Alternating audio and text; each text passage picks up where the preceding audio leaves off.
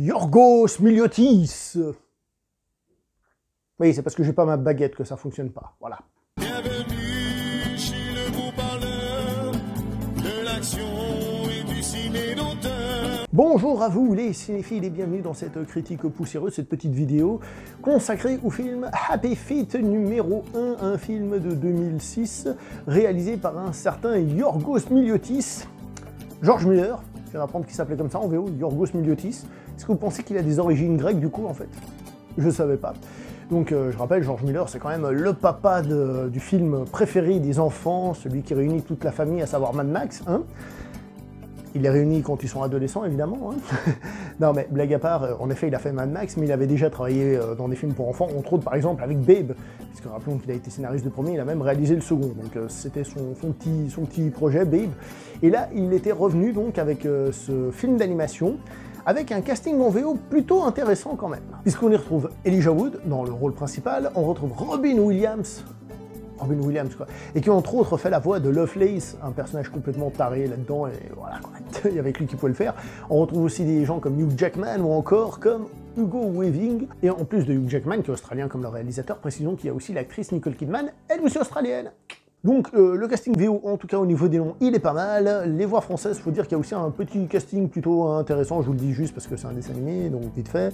On a Marion Cotillard, Sophie Marceau, Cadmera, Anthony Cavana, voilà. Après, ça veut pas forcément dire que le doublage est excellent, mais pour dire qu'au moins il y a des noms. Donc ce film s'inscrit dans la grande lignée des dessins animés que nous avions à l'époque, hein, donc un dessin animé fait par ordinateur, hein, et dans lequel il y a beaucoup de musique, donc un petit côté comédie musicale. Cette fois-ci, ce qui est intéressant, c'est que l'aspect musical est directement lié au scénario, puisque ce sont donc des manchots qui chantent pour s'accoupler, et ils chantent des classiques de la musique, et donc ils chantent des chansons qui existent. Donc le film a en effet sa part musicale, son côté chanté et tout ça, qui est donc intégré directement au film, qui fait partie de certains personnages, d'autres chantent moins, et ça déjà c'est une trouvaille plutôt intéressante. On peut aller même plus loin tout simplement dans la représentation des animaux qu'il y a dans ce film, puisque les animaux qu'il y a dans ce film sont en fait très humains, mais n'ont rien d'humain. Je m'explique. Quand je dis qu'ils sont très humains, c'est que ils parlent comme des humains, ils chantent des chansons humaines. Au bout d'un moment, il va même voir une cantatrice pour lui apprendre à chanter, parce que c'est l'histoire d'un manchot qui ne sait pas chanter, donc du coup ça va pas. On revient sur les thématiques après. Et cette cantatrice, elle a l'accent russe, et elle lui sort des mots quelqu'un qui n'y arrive pas chez moi, niet. Enfin, je dis, on est chez les manchots, il y a une personne qui a l'accent russe, quoi.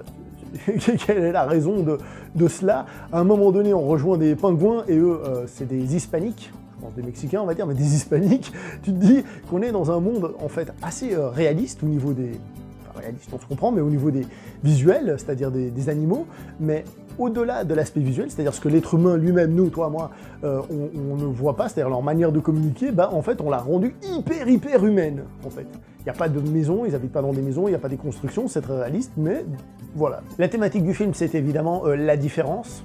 Alors évidemment, la différence entre le fait que le personnage principal, Mumble, ne sait pas chanter, donc il a de la peine à s'adapter aux siens, voire même il se fait rejeter par les siens, mais pas que, après il trouve des pingouins, avec eux ça a l'air de passer vachement mieux, parce qu'il y aura un petit message comme quoi peut-être les Mexicains seraient plus sympas que les Américains là-dedans, vous pensez? Je dis ça comme ça, j'en sais rien.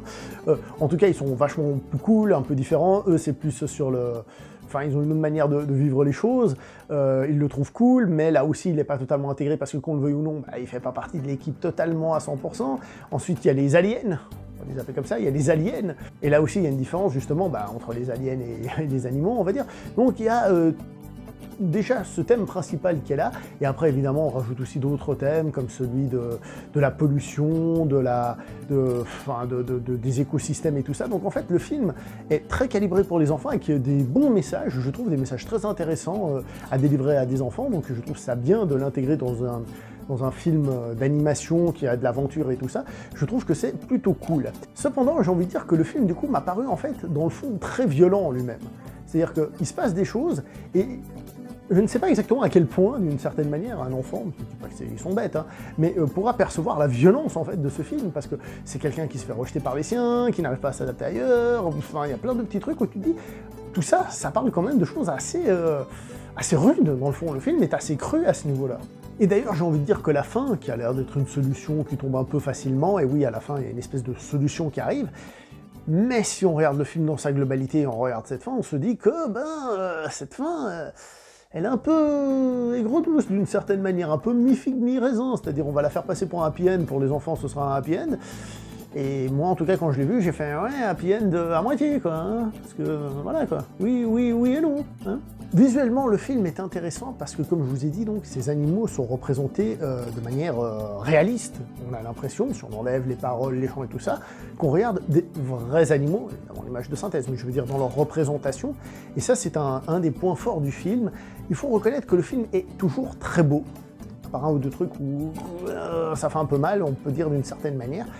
Les effets d'eau et tout ça, on sent que le film était magnifique lors de sa sortie. Il y a qu'à voir les plans de groupe et tout ça, on sent que le film, il était là pour t'en mettre plein la gueule. De nos jours, il faut reconnaître que le film a un peu vieilli au niveau des mouvements, des manchots, des personnages et tout ça.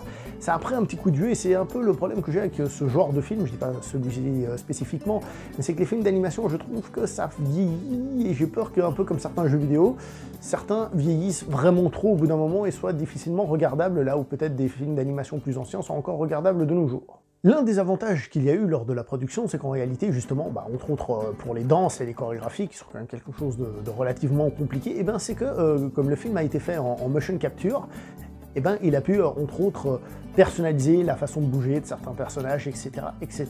Il faut savoir que, justement, pour donner un côté réaliste au film, George Miller a envoyé une équipe prendre des clichés sur place en Arctique pour, justement, travailler sur le film.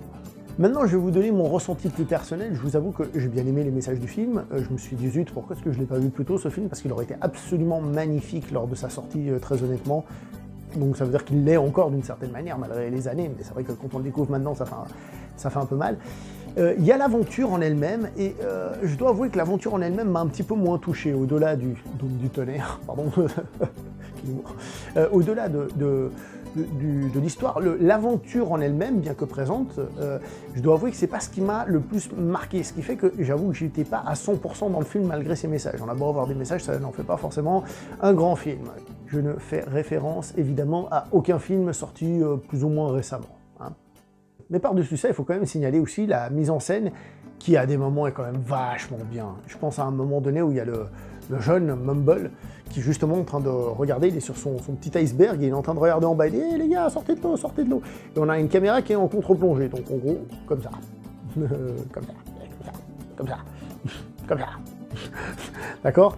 Et sur le même plan, le plan ne bouge pratiquement pas, on a une créature qui sort de l'eau, boum, surprise, un peu à la façon des Dents de la Mer, boum, et qui commence à poursuivre le personnage, et donc l'iceberg se tourne, et là on a un autre plan magnifique où on a le personnage principal qui est en train d'essayer de survivre alors qu'on a l'autre qui le rattrape. Donc sur un plan, on a le premier plan où il regarde en bas qui est tout à fait logique, l'arrivée du monstre qui est surprenante, et par la rotation de l'iceberg, la continuité de l'action. J'ai vu ça et j'ai fait waouh, c'est grandiose, c'est grandiose. Pour moi ce film, c'est un pur film pour enfants. Quand je dis pour enfants, attention, je ne dis pas que les adultes ne peuvent pas le voir, mais c'est un pur film qui présente quelque chose aux enfants avec un message derrière et tout, et qui est bien présenté, qui n'est pas bazardé comme ça n'importe comment, qui est certes hyper présent dans le film, hein, mais qui en fait d'une certaine manière la force.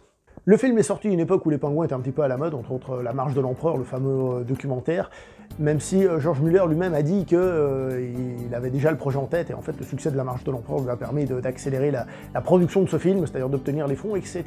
Dans le fond, on s'en fout, mais c'était pour la petite anecdote. Un film à montrer aux enfants. Moi je vais m'arrêter là pour cette vidéo, n'oubliez pas de liker, commenter, partager. On se voit prochainement pour une prochaine vidéo, portez-vous bien.